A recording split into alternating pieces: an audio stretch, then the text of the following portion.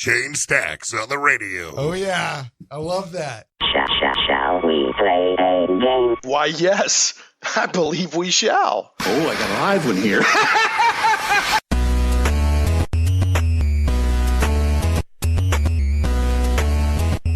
Getting geeky in Little Rock. It's Shane Plays Geek Talk, a journey into the things we love. I'm your host, Shane Stacks. Thanks so much for tuning in, whether you're listening live on December 28th at 1 p.m. Central in Little Rock on 101.1 FM, The Answer, a Salem media station, or if you're listening via the online stream live anywhere around the world at 1011fmtheanswer.com, or if you're listening by podcast or on YouTube or Krypton Radio or one of the many other ways this show goes out. I'm just glad to have you. I am your host, Shane Stacks.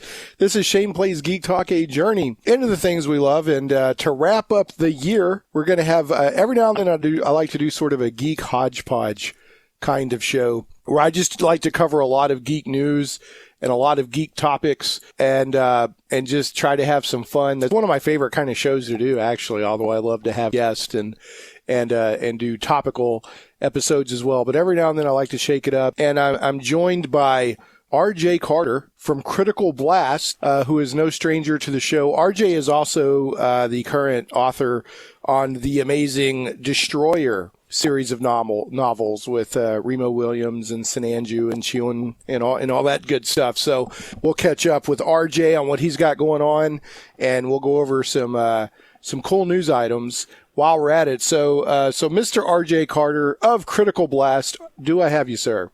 You have me, Shane. It's a pleasure to be here with you on 101.1 FM, The Answer in Little Rock.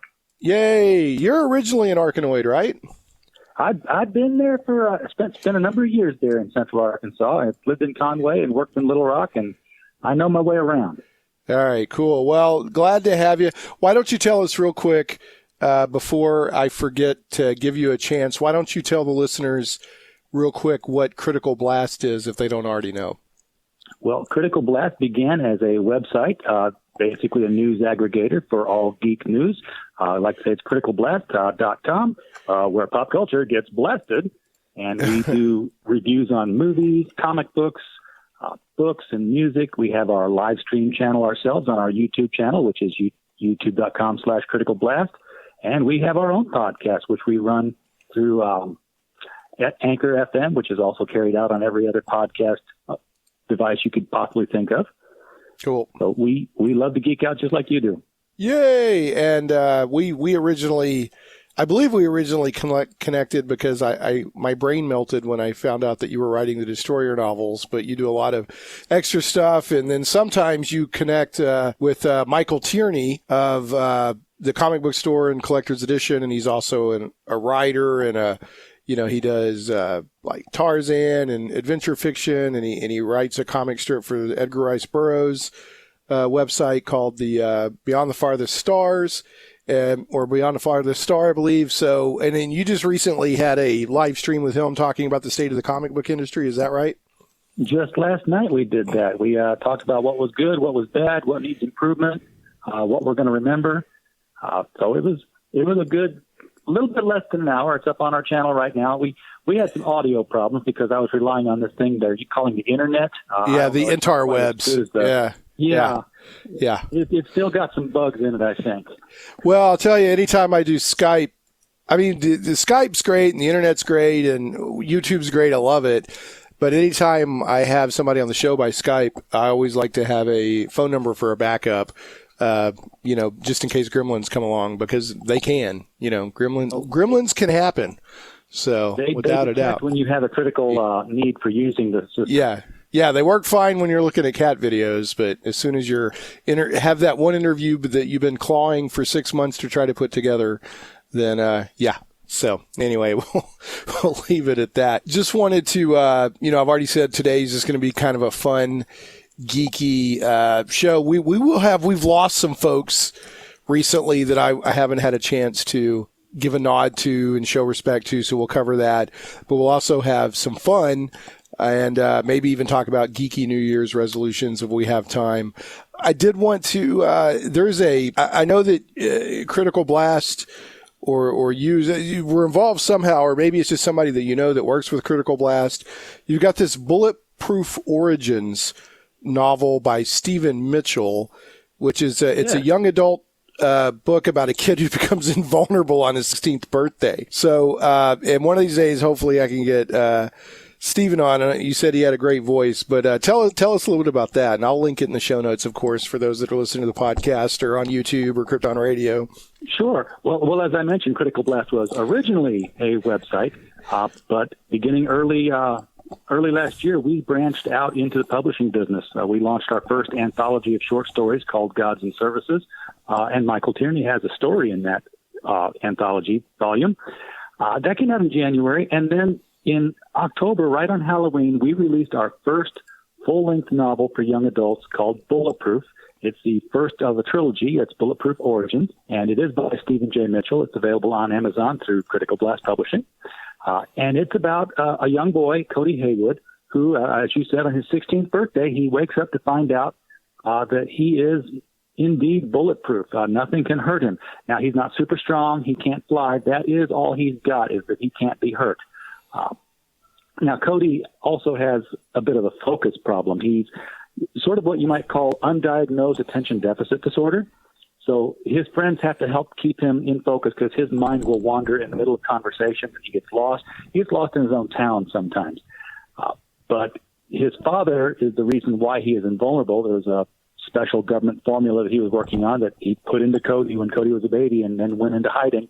The terrorists who were after the formula now see what's happened to Cody, and they want Cody so they can get the formula from him or out of him. So that's the adventure, how it lays out there. And this is all him learning how to become the hero that he wants to be. Now, he exists in a world of superheroes. None of them come into this story. It's just acknowledged that they do exist in this world. So it's not, it's not our world brought to the superhero world. It's sort of like a Marvel universe where it's the world outside your door. It's just that the world outside Cody's door is a little bit more Midwest/coastal, not the big city. Okay. So, and it looks like this is meant to be a series. Like this is Bulletproof of Origins Book 1, if I understand right when I saw it. It is. Steve is already working on the second book right now, and we don't have a date on that yet, but it will be. It's not going to be a long time in between books. Okay, cool. Well, super cool. And then you also mentioned that I know that you're, as I mentioned with folks, the co-author or the author, but in partnership with the is it Warren Saper? The Warren Murphy and Richard Sapir. The Murphy estate still owns the rights to the Destroyer, and yes, a new Destroyer book just came out a few months back. Monumental Terror. It will be Destroyer number 153. And of local interest, Chapter 1 actually opens in downtown Little Rock. Yeah, that's really cool. So if you're a local listener to Shane Plays, Remo Williams. I don't know if Remo Williams is in Little Rock, but something happens in Little Rock. Now, you had mentioned, I don't know, a couple of years ago, or when we first talked, you were working on a story where something was happening around the 30-40 split, and may or may not involve the Broadway Bridge or the main bridge, the I-30 bridge. Is this the same novel? Well, no, that's a different novel. It was okay. It was some accidents that I saw at the 30-40 split when I lived there, and the miles and miles and miles of untangleable traffic that there just was no way around. Right, it stuck in my head. That was the basis for what became Destroyer number 152, Continental Divide, which is where the bad guys are working on strategically blowing up bridges across the Mississippi River to really screw up the ground traffic. Okay, from east to west. So this is completely different then. Yes, Monumental Terror plays more off of the Confederate monument protests that were taking place over the past couple of years. Oh, okay. With the two different sides always coming together and clashing, and throws out the thought that, what if both sides were actually controlled by and organized by the same person who was thriving off the chaos. That all sounds great. It sounds like you're as busy as ever. I want to recommend that people check out both Bulletproof Origins by Stephen Mitchell, and then also Destroyer, Monumental Terror, the Destroyer, number 153. And I love some Remo Williams and Sinanju and all of that. So, in fact, I would love, and I'm just thinking out loud, there's no legal thing going on here. There's no contract. There's no obligation. I would love to do a source book for an RPG for the Destroyer universe. So I'd love to talk with you about that. You've been beaten to it. Have I? How recently has this happened? By weeks. Oh. By weeks. Is there anything you can talk about? I think I can talk about it because it's been mentioned publicly on the Destroyer Group Facebook page. I know that Gerald Welch, who is the author of the Destroyer spinoff series, Legacy, which features the children of Remo, he's been working on this role-playing game. And I can't tell you much about it other than that I've seen the packaging for it and that it looks really super spiffy. Well, I'm looking forward to checking that out then.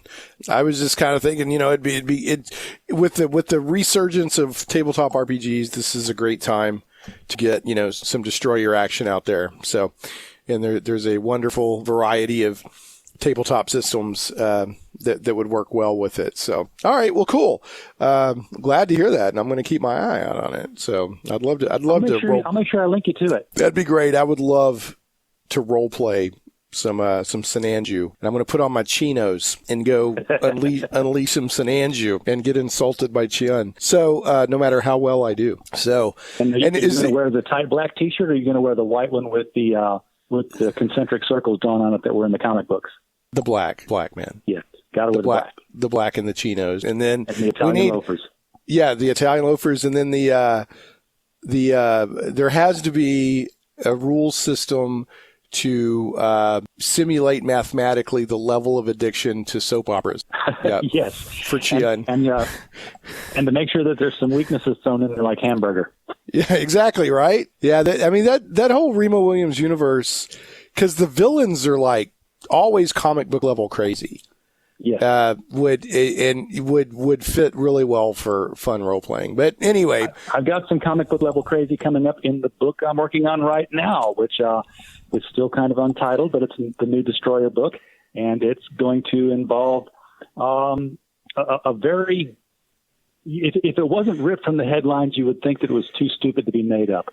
But okay, it involves a guy who had an island who's dead and didn't kill himself, according to all the memes I've seen. As well as a guy who comes from a really, really, really large northwestern Arkansas family.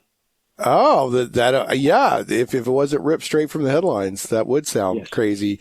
And it also involves the scene where because there's not a whole lot of soap operas on now, so Chiun watches them on videotape or whatever, or DVD or on the internet. But Remo, while stopping the villain, somehow interrupts Chiun's soap opera watching, and Chiun jumps up and Sinanju chops the moon in half. So that's a great scene. So all right, moving right along.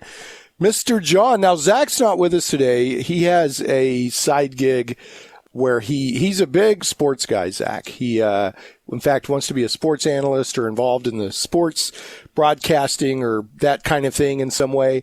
And he has a thing where he does instant replay technician on games. So he's off doing that today. And John, man himself, is setting in for Zach. John, how you doing today, big guy? I'm pretty good. Hopefully I'm pressing the right buttons today. Make sure things work out fairly well for you. I think it's going great. How is the most recent week or two of This Is the Conversation going? Well, we ran into a life gets in the way type thing where we had we had a 2-week hiatus in the planning of going on stuff, and I was going to work on a best of the year show. I think it's going to end up being just a newsletter of the best 8 stories, the top 8 stories for the year for contrast. But we are rock and rolling for a rebirth of sorts for the brand new year with a couple of fresh takes on some segments to kind of trim things down, make the production value a little better, and hopefully gain some new people to listen, watch, and be in the conversation for the new year. Oh, fantastic. And if folks missed the discussion a couple of weeks ago, This Is the Conversation uses social media to aggregate interesting news stories, but then allows the activity on social media to determine both the favorite stories and then the favorite turkey stories, like the least favorite stories for whatever reason. And then John does a weekly podcast where he kind of goes over the highs and lows, and he does shout outs and whatnot. So go check it out. This is The Conversation, is what it's called. So, John, if you would turn on the microphone, the super secret microphone in the newsroom, sir, when you get a chance. I believe this is how that works. Is that what it? There we go. Man, working hard on a Saturday. You know, Sal, we haven't had a lot of news segments lately. We've had a few news items here and there, but Sal really jumped in there with gusto. He's recovering from the whole Muffin and Miss Pennyfinger's betrayal, and he just really got in there with gusto and helped put us together a good news team, or a good news item list for today. So thank you, Sal, back there with your fedora, chomping your cigar, and yelling and screaming at people. We appreciate you, Sal. And I did receive a communication from Muffin via the Mobley Detective Agency, John, that said on those days when Zach can't be here, you are much more than an acceptable substitute replacement. Muffin likes you too. Much more than acceptable is a very good thing to be sometimes. Yeah, much more. You're not just adequate. You're very beyond. You are not just acceptable. You are beyond acceptable.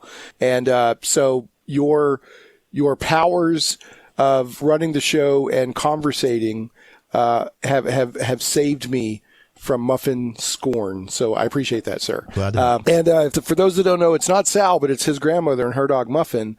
If I don't banter with Zach and now John, then they retaliate on the show, and it's not good. Muffin, this whole Muffin situation can get really crazy. I've seen videos on YouTube. I've seen very, very bad things happen. It's crazy. It's crazy. All right. So RJ, we have some, I'm just going to go ahead and do this before the break, and then we'll have some fun news, about, Star Wars and the most valuable horror prop in history now, maybe some geeky New Year's resolutions. But before break, we're going to honor some people that we've lost. And, first up is, and John, you know, throughout the show, feel free to chime in if you want to. First off, we lost Dorothy Catherine, also known as DC Fontana, on December 2nd. She was 80 years old, and she was very influential on what I consider the good Star Trek. So, if you like Star Trek, and you like a lot of what Star Trek was in the first few decades, you've got a lot to thank DC Fontana for. She was very involved. She also wrote Charlie X, which was one of the very first Star Trek the Original Series episodes, where this kid named Charlie ends up on the Enterprise, and he's got, like, you know, kind of godlike Babel. She also wrote Tomorrow is Yesterday, Journey to Babel. She successfully wrote This Side of Paradise and was promoted to story editor. She became, at the age of 27, the youngest story editor in Hollywood at the time, and also one of the few female staff writers.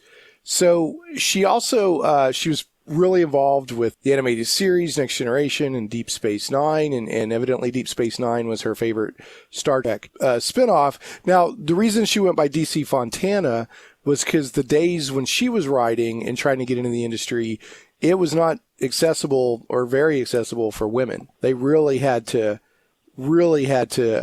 hang in there and be good and persist. And then, you know, meet the right people and all that. She impressed Gene Roddenberry while she was his secretary. And then she, you know, went on to, you know, become a writer and very involved. So, and there's a lot more to it. There's a lot more to her involvement with Star Trek.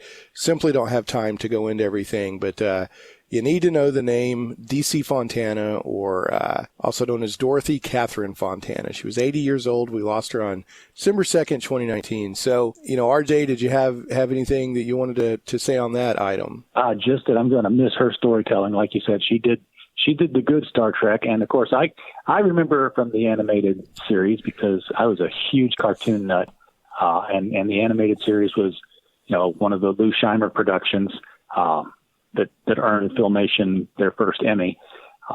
So yeah, just fantastic storyteller. Right. And she, and let me qualify the good Star Trek. So I'm talking about the episodic on TV Star Trek that we had that was still heavily influenced by Gene Roddenberry and his vision of Star Trek. Now, I understand the newer Star Trek, that's on Star Trek Discovery, that people like it, and there's nothing. I'm not saying you're terrible for liking it. It's not the Star Trek that I enjoy, but there's a lot of people that like it. So more power to you. There's every franchise and every IP changes over generations because different generations of people have their hand in it, and it responds to the times and all that. But my preferred Star Trek is episodic, weekly Star Trek that is addressing social issues through science fiction, and then also has a lot of action and starships and all that stuff. Which is why I currently enjoy the Orville much more than I expected I would. Now, I am looking forward to Picard. I'd never say that as Discovery progresses, maybe I'll get into it, So, but when it comes to like the JJ Trek movies and all that, I watch them because they're fun action movies, but they're not really the Trek that I want. So I just want to qualify that, if by attempting to honor DC Fontana by saying the good Star Trek, if that bothers you, I'm not trying to diss on you. I'm just saying, like RJ said too, that's the Star Trek we hold dear. I think right? that's a very apt way to put it, because right. The episodic is, of course, different from the movies on purpose. Right. And things like Discovery and even like Enterprise, where you're going back and filling in the gaps of history that necessarily weren't supposed to be there. You just so assume they were there. And they're done by people who aren't Gene Roddenberry or the people originally put there. They're filling in the gaps based on what they're thinking, not necessarily the original blueprint. So a lot of times you got to make sure they're not mucking up the works in the process. But episodic things are much harder to pull off because they are piece by piece, and you got to stay with the Bible. But they do pull off a better story as they go along, piece by piece. Right. And there's people that love what they're doing in Discovery. It's just the tone and all of that is not my cup of tea. But there's people I know that love older Star Trek and rave on Discovery. So anyway, as I frantically attempted to qualify my remark, did you want to add anything to that, RJ? I guess we're good. RJ, you still with us? I'm still with you. Okay. Are you good? Are you ready to move on, or did you want to add anything to that, sir? No, I think we can move on. It's okay. We're all going to miss her, and we know what the good Star Trek is. It's what we say it is. Yes, I know. I can't define it, but I know when I've seen it. I know it when I see it. Exactly. Yeah. Okay. So now the next one, this happened December 8th or thereabouts, and I'm probably going to mess up this name. René Auberjonois. Does that sound right? Auberjonois? Auberjonois. Okay. Was the actor featured in Star Trek and Altman film, dies at 79. Now, I didn't recognize the name when I first saw it, but this is Odo. And then I found out by, Odo from Deep Space Nine, and then I found out by digging into his biography that he was Father Mulcahy in not the TV series, but the 1970 film MASH. And then he was also a character in one of my favorite 80s sitcoms. He was Clayton Runnymede Endicott III, the chief of staff at the governor's mansion on Benson. Yeah. So I didn't realize that he was those two, but I have to say Deep Space Nine I don't dislike Deep Space Nine. It's just not my favorite Star Trek series, but I love Odo. Odo and Quark are two of my favorite characters, period, in Star Trek. I really loved Odo. I loved how he played Odo. And this guy had massive acting chops. He was like Broadway. And he had massive acting chops. So anyway, did you like to add anything to that, RJ? Well, I did like Odo and Quark on Deep Space Nine. I didn't like the series so much because I was a Babylon 5 snob. Right. But René, he did so much voice work too. He was on things you wouldn't expect him to be on. He did some Looney Tunes. He did some Young Justice. So he was. Did he really? Oh yeah. He was part of that series Avatar: The Last Airbender. Really? See, I love it. I don't like when we lose people, but I like it when because of that, you go look at their history and you're like, wow, look at all this crazy stuff they did. He was, if you ever saw the Justice League cartoon series, I'm talking about the one that was on Cartoon Network, I guess, back in the early 2000s. He was a lot of the villains. He was Desaad. He was Kanjaro. He was one of the Guardians of Oa. So he did a ton of voice work. Wow, that's really impressive. He also, let's see here, he was on Broadway 3 different times, and he received multiple Tony nominations. So yeah, he was a hardworking dude. But if you've never seen Benson, and I'm assuming you have, RJ. Absolutely. Yeah, but if you've never seen it, it's one of those sitcoms where just the constant dialogue and the character interactions and the sniping and everything is just wonderful. Really great dialogue. One of the best dialogue and one-liner and snappy comeback sitcoms out there. And the conceit is that, or the setup is that it's the governor's mansion. There's the governor. You got Benson, who's like the butler, and then you have Renee's character Clayton, who was this really stuffy, uptight chief of staff, and it was just really, really great thing. So anyway, all right. So we will miss Renee. Oh, say that last name again. I don't want to mess it up. Auberjonois. Oh, there we go. I'm guessing. What do you think the media expert Well, for? it sounds good when you say it. John, you could take a crack at saying it if you want. It's Auberjonois. Pretty much how you said it. Yeah, that's pretty much it. All right. So anyway, he's gone at 79. We will miss him for sure.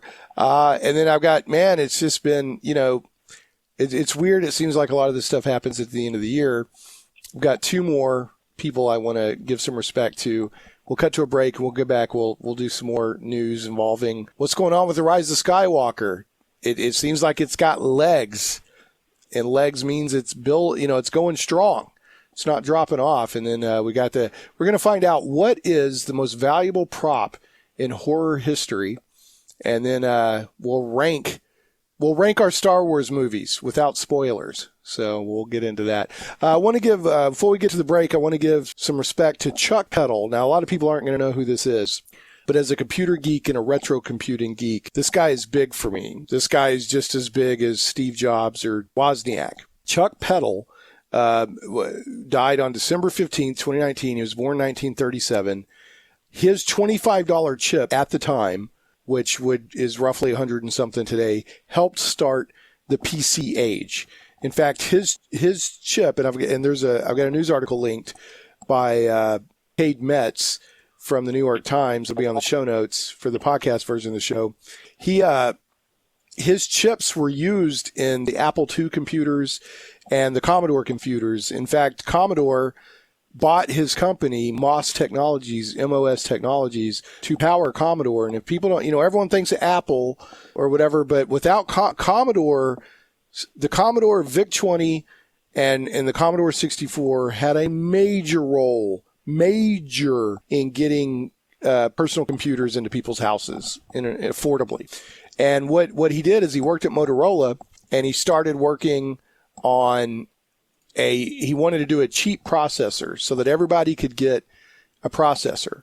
This processor that he made powered the Atari 2600, the original Atari video game console. This guy's huge. But anyway, so he worked at Motorola, and he was developing he wanted to do a low-cost computer chip so that they could get out there in more consumer devices. And Motorola said, you got to shut your project down, because they had a $300 processor that they wanted to sell and make more money. So he left and took the project with him and several Motorola engineers, and they started a company called MOS Technology. Or no, he moved the project to MOS Technology.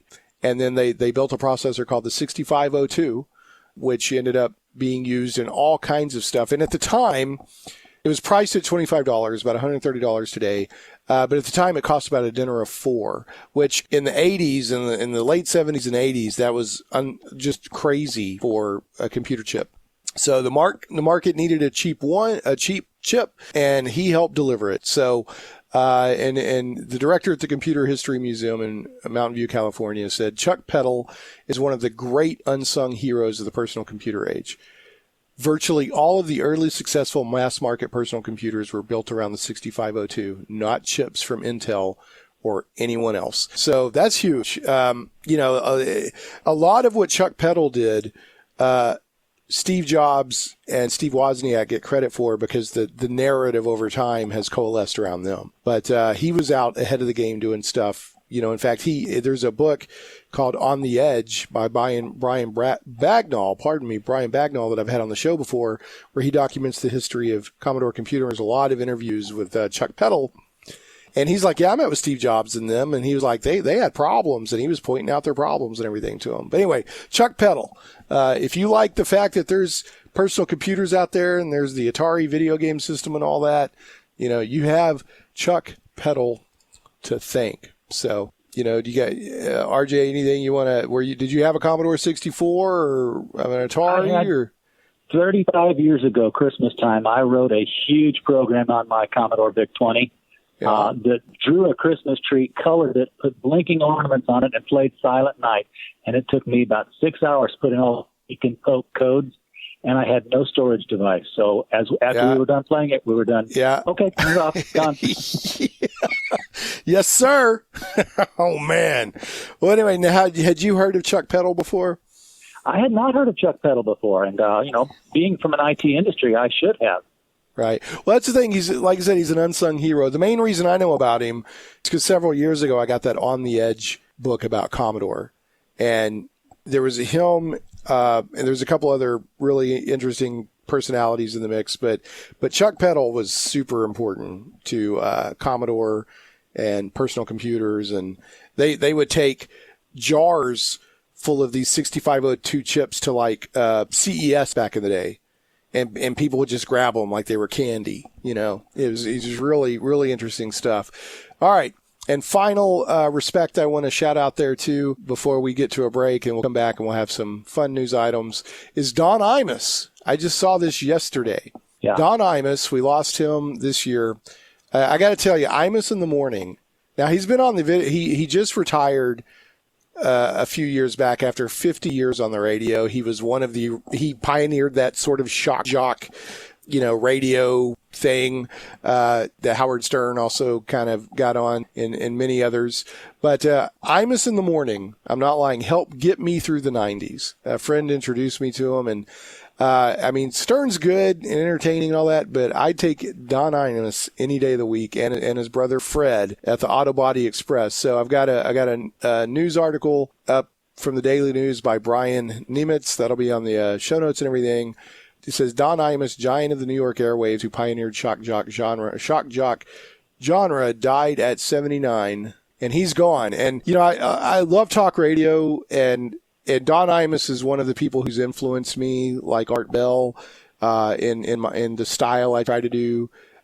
Which one of the things I do, I just try to let it all hang out. I don't try to pretend that everything's perfect, and I just kind of roll with it and have fun and let people see behind the scenes. And I'm very improvisational in a lot of ways. So I just kind of go, rip the cord and go for it. I'm not claiming to be Don Imus. Don Imus, they broke the mold on him just like they did with Art Bell, but he's gone, and he was one of a kind. You have to listen to his stuff to know what I'm talking about. So John or RJ, either of you guys want to say anything about Don? Oh, whenever I think of Don Imus, I think I've been talking to Bernard. Yeah. My goodness, I just I want to get back out there to the ranch and talk with my brother-in-law who sells those cars. Yeah. He's the Autobody Express. Yeah, he'd always have his brother call in. Yeah, and Don, a good talk radio show that's political will entertain you while educating you on the politics of the day. And a lot of my politics in the 90s I knew because of Don Imus. I didn't necessarily agree with everything he did, but he informed me in a very entertaining way. So anyway, Don Imus, I'm lifting my coffee cup to you. Thank you for everything you did for 50 years on the radio and changing the landscape of radio. All right, we're going to move on. get to a break, and we get back, we'll have some more cool news items, including the most valuable prop in horror history, and we'll have a lot of Star Wars discussion, spoiler free. And I got some Mandalorian news too for the people out there that love the Mandalorian on Disney Plus. When we come back on Shane Plays Geek Talk. Are you a fan of thrilling adventure, daring suspense, and just a touch of romance? Cursova has you covered. Since 2016, Cursova has been publishing the very best in contemporary fantasy and science fiction, retro pulp, and for you D&D gamers, Appendix N style fiction. Based in Little Rock, you can pick up their flagship magazine locally or at Michael Tierney's The Comic Book Store on Treasure Hill Road or Collector's Edition on JFK in North Little Rock. Swing by one of Michael's stores and pick up an issue or find them on Amazon. C-I-R-S-O-V-A. Doesn't start with a K, it starts with a C. C-I-R-S-O-V-A, Cursova Magazine. Check them out today. And speaking of Michael Tierney's comic book shops, comic book lovers, head to Michael Tierney's local comic book stores for the newest books on the shelves, plus a fantastic selection of back issues. Visit the comic book store on Treasure Hill Road in Little Rock and Collector's Edition on JFK Boulevard in North Little Rock. And don't forget to click on over to the wildstars.com. Michael Tierney knows comics. In addition to being in business for nearly 4 decades and publishing his own comic book series, The Wild Stars, for almost as long and still going, he has written multiple columns for comics magazines and is an Overstreet Price Guide advisor. Michael is also the author of the wildly successful, high-quality, 4-volume labor of love, the Edgar Rice Burroughs 100-Year Art Chronology. Remember, for all of your comic book needs with friendly service, make sure to visit the comic book store and Treasure Hill Road in Little Rock, Collector's Edition on JFK Boulevard in North Little Rock, and thewildstars.com to learn more. Tell them Shane Plays sent you. And last, but never, ever, ever least, I want to go ahead and throw out some love to Game Goblins. Some goblins are your friends.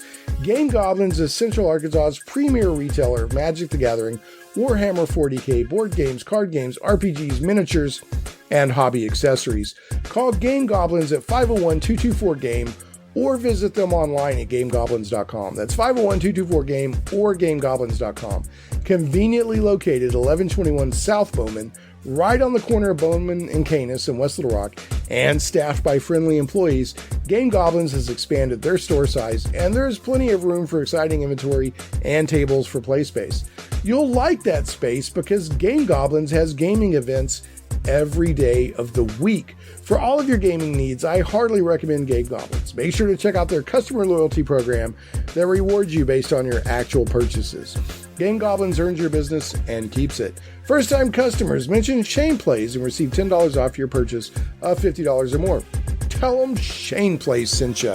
And folks, if you do visit any of my sponsors, please tell them that you hear about them on the show. That helps them know that their advertising money and the relationship we've built is time and money well spent. Shane Plays Radio is blessed to have sponsors, and we appreciate them very much. However, did you know that you can also support the show as an individual for as little as $1 an episode? Simply go to patreon.com/Shane Plays.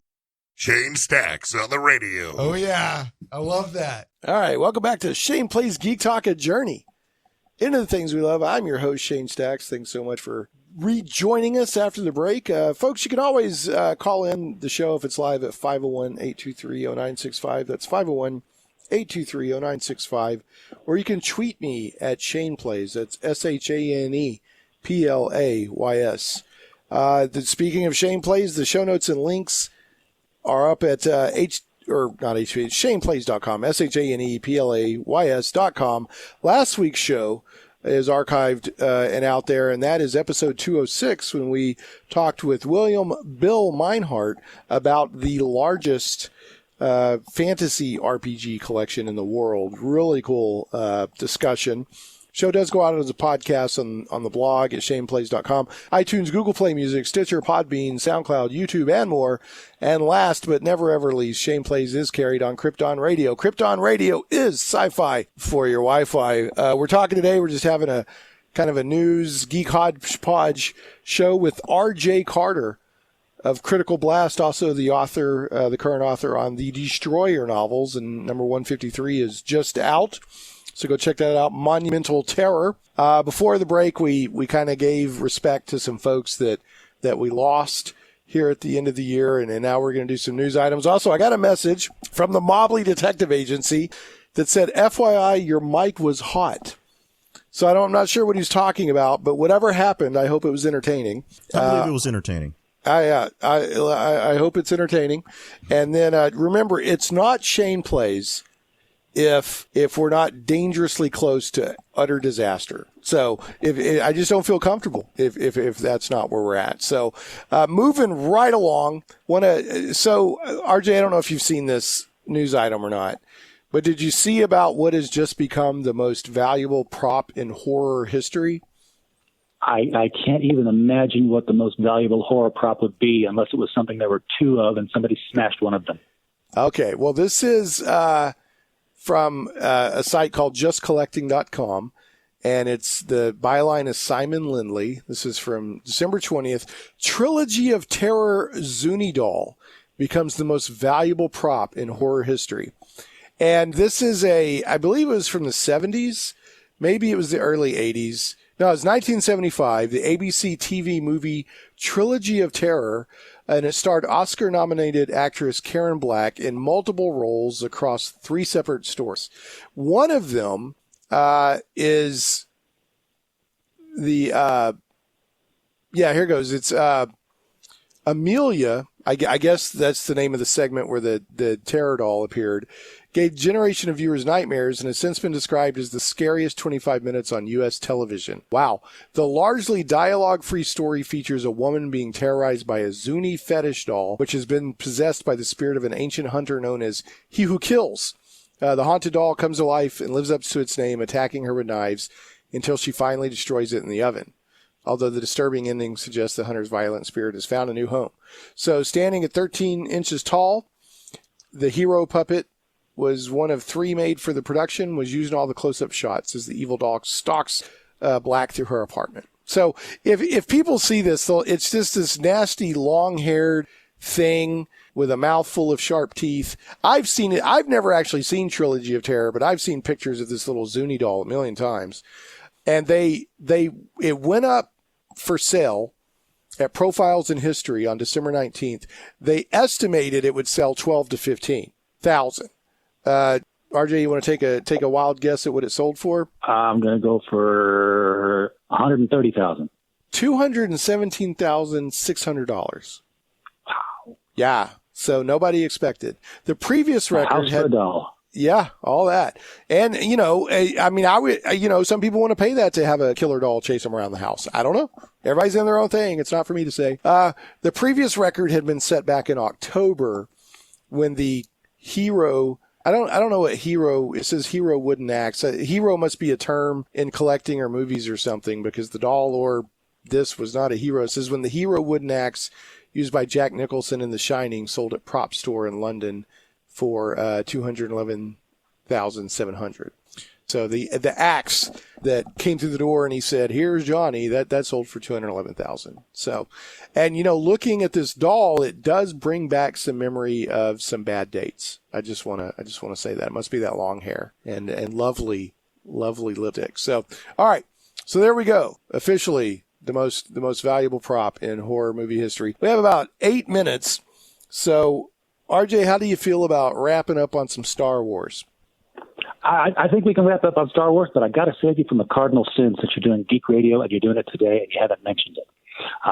Today is Stan Lee's 97th birthday. It is. I did see that. It's posthumously his 97th birthday. So thank you for saving me from horrible faux pas there on Geek Radio. So good old Stan Lee. All right, and let's see here. Okay, so have you seen Star Wars Rise of Skywalker yet, RJ? I have not yet seen Rise of Skywalker. I'm not sure I want to see Rise of Skywalker, but I probably will see it at some point. Okay. As I've said on the Dave Ellswick show, and I think I've said on my show, what I wanted going into Rise of Skywalker was space opera / fantasy on an epic scale. I wanted to be entertained by space opera on an epic scale, as a spectacle on the big screen. And that's what I got. So I enjoyed it. I also have to say I'm a Star Wars nerd. I see the movies in the theater an average of 4 times, whether they're quote unquote good or not. I champion the prequels. I'm a Star Wars nerd. I like Porgs. I loved Last Jedi. So, I'm going to go see a Star Wars movie, especially this one. Yeah. I ruined Star Wars for myself just the other day when I was thinking about it, because I started putting the prequels in order, as we were trying to put them in an order of preference. And I got to thinking, young Anakin built C-3PO, right? I mean, that's the story. We try and do that. He was 9 years old. Yeah, which is dumb. But anyway, go ahead. Well, I'm thinking that Rise of the Skywalker is happening, 60 years later? Right. And this R2 unit and this 3PO unit are still being functional. I don't even have the same iPhone I had 3 years ago. Right. Well, in that's one of the reasons why the Empire keeps being able to take over, is because the galactic economy is not robust because they don't build things to fail. They build them to last, baby. They do. And then people, you get economic slumps, and then Palpatine promises a chicken in every pot or whatever that was, a force choke in every pot, and people vote for him. So I enjoyed Star Wars, Rise of Skywalker. I've got and one thing that was interesting, I guess hosted Dave Ellswick on Thursday, and Mark Pellegrini came on, and Tim Lim. And Tim Lim, who's been pretty harsh on the new trilogy, has seen Rise of Skywalker twice and enjoyed it. Mark Pellegrini's sticking to his guns, is like, nope, I'm not giving them money. I'm voting wallet, which is fine. But one of the things that came up was that this is having legs, which is generally the indication of a good movie. So it opened big, but it opened smaller than The Force Awakens and The Last Jedi. Right. So it opened big, but it did not open as big as either of those two. But it's having great legs. So looking at this is a story from Deadline by Anthony D'Alessandro. Said, and this was from yesterday. So throughout yesterday, most industry estimates showed Rise of Skywalker beating Last Jedi in its 10th day of release by 12.8 million. So if business today can outstrip Friday's figure of whatever, Skywalker can possibly match or near Last Jedi by Sunday. So box office sources got excited yesterday about the weekend outlook when they spotted Skywalker's resurge over Christmas and December 26th. So it's doing well over the long term, which that generally indicates repeat business and word of mouth, right? Now, I'm not saying it's a great movie. Yeah, it's not. I'm not saying it's a great movie. Everybody has to love it. I enjoyed it, and I'm also, between The Mandalorian and this, it feels good to get some good Star Wars news instead of everybody being like, and it's raw. So I'm glad, and I plan to go see it a couple more times at least. Like I said, my average is 4. So, it's doing well now. And then just straight at Box Office Mojo, its current gross, it opened at 177 million. Currently domestic, it's made 316 million. International, it's made 282 million. And worldwide, it's just shy of 600 million. Now, what do you think about that Rotten Tomatoes score? I think there's always, when it comes to entertainment, right? This is entertainment. This stuff is an homage to movie serials, right? Right. It's not supposed to be deep, whatever. It's not cinema. It's entertainment. And I don't care what the critics think, right? I think on a movie like this, just entertain me. And every critic in the world can hate it, and I don't care. I thought it was a good movie. So, but it is. Speaking as a movie critic myself, I say ignore them. I was thinking more along the lines of how the score didn't change as more and more reviews came in. That audience score remained consistently 85% and never wavered as the thousands of reviews came in. That caused some controversy in the fandom menace, as they call themselves. Yeah, the fan. Yeah, yeah, I hear you. Okay, so from that perspective, I don't know. I mean, I think everybody's pretty much solidly giving this movie a B, right? And everybody I've heard kind of gave it that. So that sounds fair to me. They did some cool stuff in this movie they've never done on the same scale in Star Wars. And there's a lot of redeeming elements in this story. And I liked it a lot. So, hey, John, how much time we got left there, buddy? You got about a minute and a half. Minute and a half. All right. I'm real quick. Going to throw out my rankings of the Star Wars movies. I go with Empire, then A New Hope, then Sith, then Return of the Jedi, then The Last Jedi, then The Force Awakens, then The Rise of Skywalker, then Rogue One, then Attack of the Clones, then The Phantom Menace, and then Solo. So that's where I'm at. I don't know if you wanted to rank yours real quick. Mine was going to be Return of the Jedi, Empire Strikes Back, Rogue One, A New Hope, Phantom Menace, and then 7, 2, 3, 8, and I'm putting 9 last simply because I haven't seen it. I can't properly rank it. All right, yeah. I got you.